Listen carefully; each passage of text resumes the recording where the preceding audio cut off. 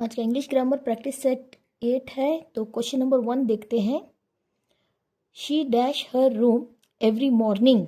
तो यहाँ पे क्या आएगा? What is the right answer? She dash, she क्या है? सिंगुलर सब्जेक्ट है तो प्लूरल वर्ब आएगा, ठीक है। क्लीन्स आएगा, ठीक है।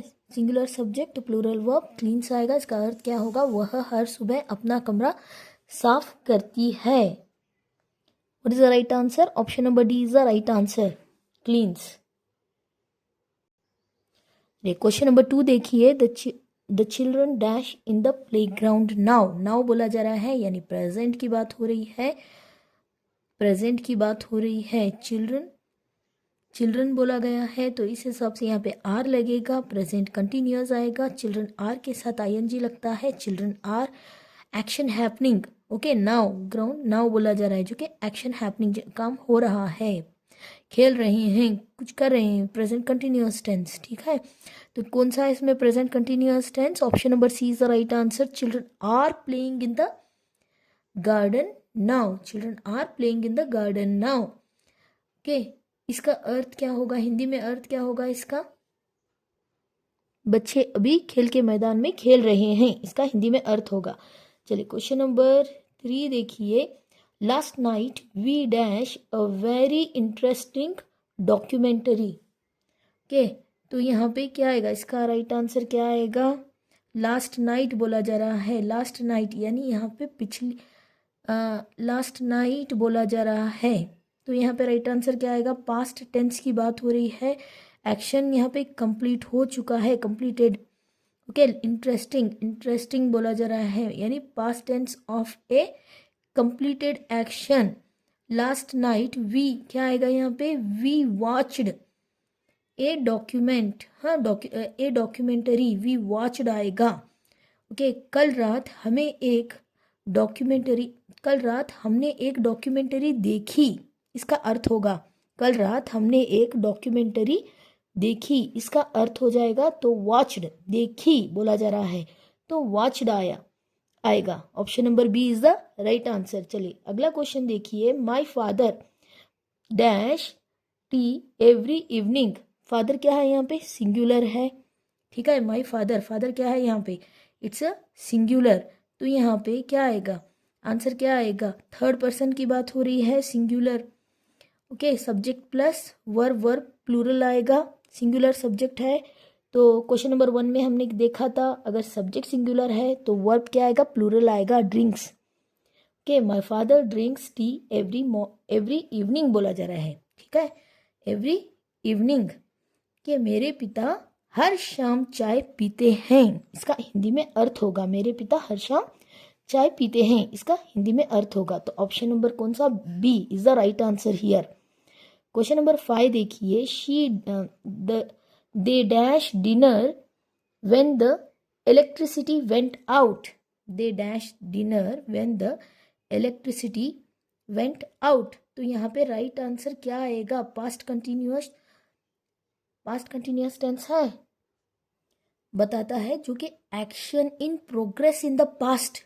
ओके, पास्ट कंटिन्यूअस जो कि यहाँ पे बताता है कि action in progress in the past.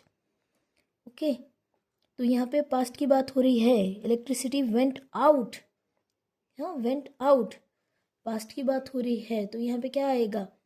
Ongoing action. Ongoing action में क्या आता है? Were eating. दे बोला जा रहा है तो वर लगेगा, हाँ वर लगेगा। Helping verb, eating main verb होगा। They were eating dinner when the electricity went out. They were eating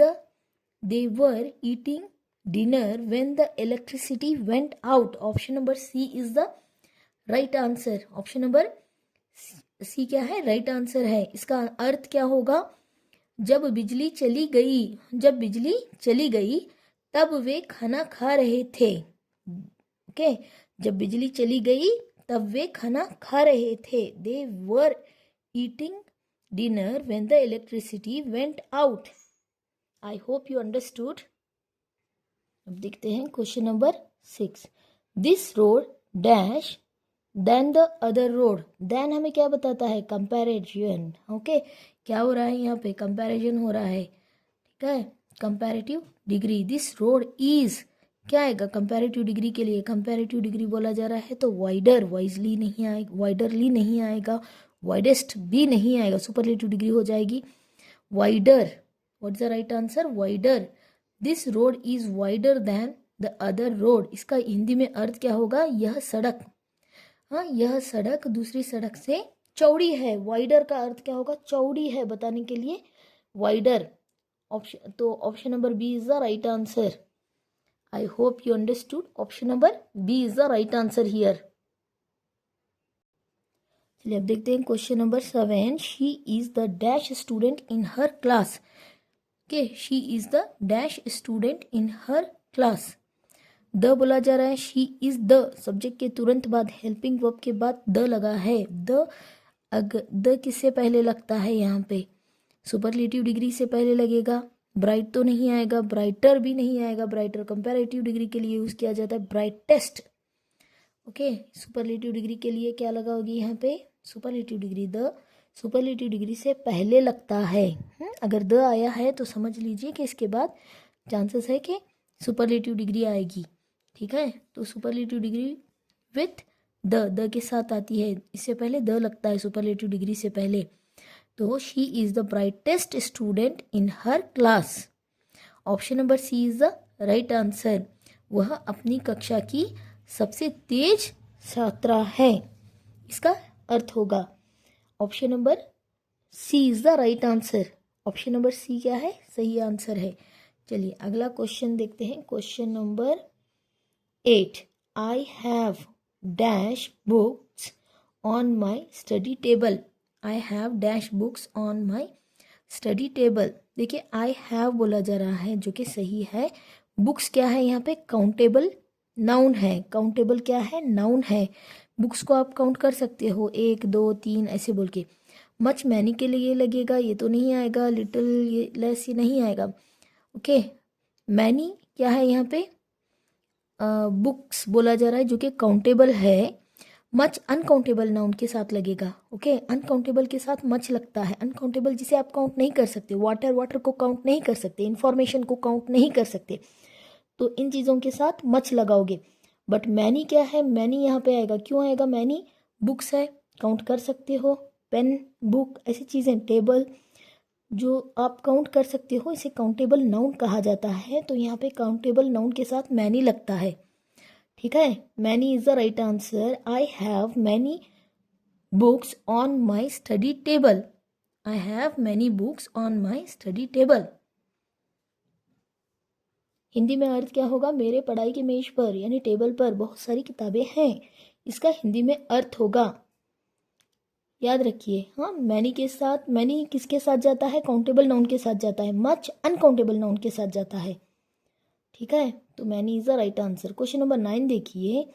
he has worked in this office dash 3 years। Okay, he has worked in this office. Okay, तो यहाँ पे right answer क्या आएगा? Right answer क्या आएगा यहाँ पे? किस चीज़ की बात हो रही है? वर्कड यानी ड्यूरेशन। ही हैज़ वर्कड बोला जा रहा है इन दिस ऑफिस, यानी ड्यूरेशन ऑफ टाइम की बात हो रही है। जब भी ड्यूरेशन ऑफ टाइम की बात हो तो फॉर लगेगा। पीरियड ऑफ टाइम की बात हो तो सिंस लगेगा। बट यहाँ पे ड्यूरेशन बोला जा रहा है, ड्यूरेशन ऑफ टाइम बोला जा रहा है तो फॉर लगेगा। ड्यूरेशन ऑफ टाइम के लिए क्या लगेगा? फॉर लगेगा। वह 3 साल से हाँ इस कार्यालय में काम कर रही है। ओके, कर रहा है। के काम कर रहा है, इसका हिंदी में अर्थ होगा वह 3 साल से इस कार्यालय में काम कर रहा है। इसका हिंदी में अर्थ होगा। ड्यूरेशन ऑफ टाइम बताया जा रहा है, फॉर लगेगा। चलिए अगला क्वेश्चन देखते हैं। क्वेश्चन नंबर 10 देखिए। Please give me dash information about the course. Please give me dash information about the course. तो यहाँ पे राइट आंसर क्या आएगा? Please give me.